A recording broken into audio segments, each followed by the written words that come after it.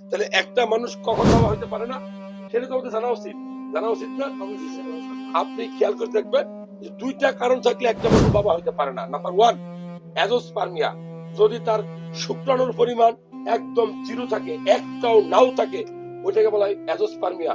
তখন উনি সেই নর্মাল পদ্ধতিতে বাবা হইতে পারে না।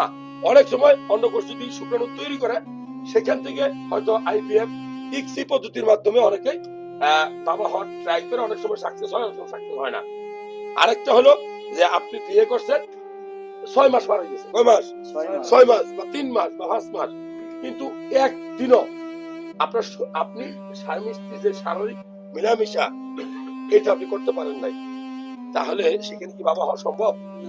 এই যে কন্ডিশনটা, যে ওয়াইফের পাশে থাকার পরেও ওয়াইফের সাথে মেলামেশা করতে পারে না, ওই কন্ডিশনটাকে বলা হয় ইরেকটাইল ডিসফাংশন, অর্থাৎ তার পুরুষ অঙ্গ স্ট্রংই হয় না। তাহলে সেই মানুষ কি বাবা হইতে পারবে? তাহলে এই দুইটা কারণে মূলত ছেলেরা বাবা হইতে পারে না।